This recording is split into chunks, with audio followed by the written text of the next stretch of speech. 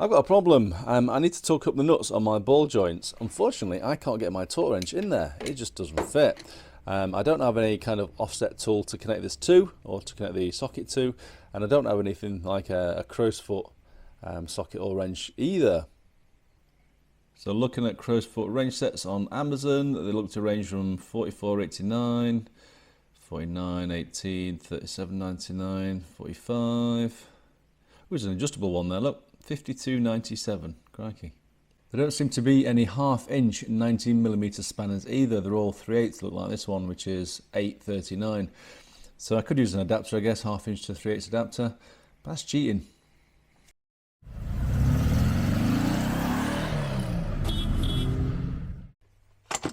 $6.99, that is more like it. That's going to be our half-inch.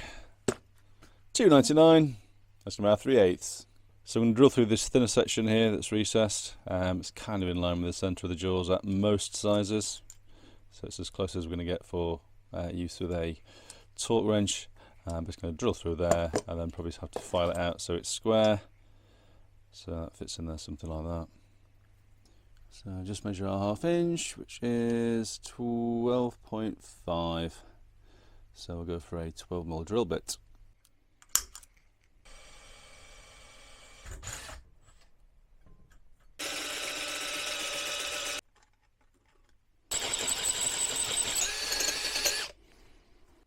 You know you've come of age when you've got a drawer full of files.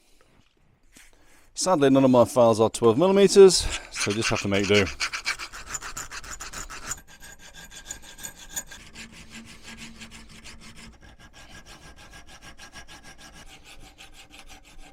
And one last try. Yay, there we go. So the ball goes in, locks in place actually as well, which is quite cool.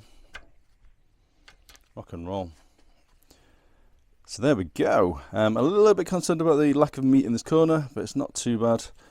So hopefully it won't split when we use it. I've just got to remove the handle now.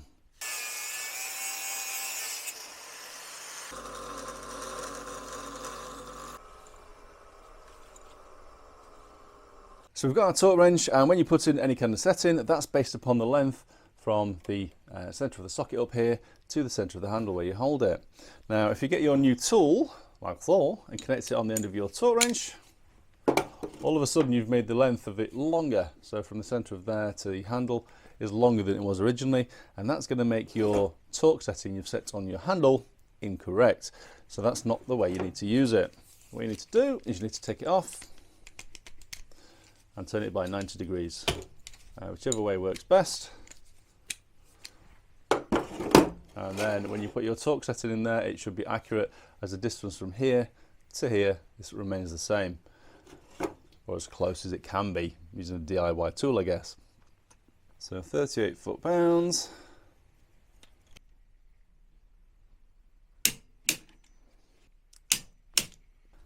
Rock and roll. It seemed to work reasonably well, and it didn't split. Job's a good one. So let's have a look under this rubber. Right, so I'm not sure, we might, if we're lucky, have enough room to get a hole in here. I want to try and keep it as short as possible. So our 3/8 drive looks to be about 9.4mm in metric. So we'll break out a 9mm drill bit. I thought I had a 9mm drill bit, but I don't. It's a bit of an unusual size. So I started small, as I did with the other wrench, so it's 4mm hole now. I'm going to go up to 8, so an 8mm drill bit. I could do 10 because it's quite close, but I think I'll have a sloppy fit in here if I do that.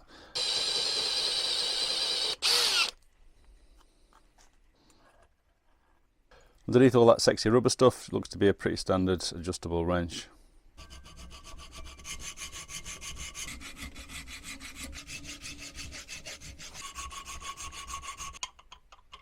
Oop, I got a bit too far there. I've got a slightly sloppy hole in the end after all.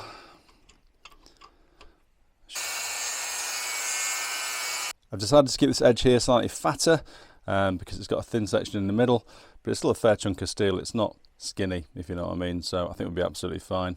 So just got to make it look nice and neat.